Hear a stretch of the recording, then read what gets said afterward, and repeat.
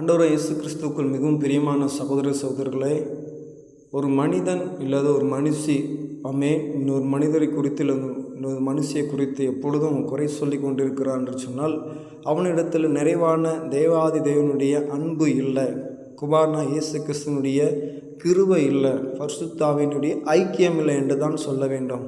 அப்படி இந்த 3 பேருடைய இந்த செயல்பாடு ஒரு மனுஷனிடத்தில் இல்லை என்று சொன்னால் அவங்க அப்படி செய்கிறாங்க, இவங்க இப்படி செய்கிறாங்க, இந்த மனுஷன் இப்படி செய்கிறா, இந்த மனுஷி இப்படி செய்கிறா என்று சொல்லி குறை சொல்லிதான். நீ குறை சொல்லுறதுனால அவங்களுக்கு என்ன ஆகுது? ஒன்றும் ஆகுவது கிடையாது. அன்றைக்கு ஆண்டவராகிய இயேசு கிறிஸ்துவை அங்கே மலையிலிருந்து தள்ளிவிட முயற்சித்தார்கள். நடக்கவில்லை. ஆனால் எத்தனையோ காரியங்களை அவரை தூஷித்தாங்க, அவமானப்படுத்தாங்க, நிந்தித்தாங்க. ஆனால் ஒன்றும் நடக்கவில்லை. ஆனால் அந்த நிறைவான இயேசு கிறிஸ்துவானவர் தான் சிலுவையிலே தொங்கி ரத்தம் சிந்தி பாடுபட்டு அடக்கமற்று மரித்து 3ஆம் நாள் உயிரோடு கொழுந்து பாவமன்னிப்பு நிச்சயத்தை கொடுத்திருக்கிறார். அதை நம்புவோம். கர்த்தர் பெரிய காரியங்களை செய்வாராக.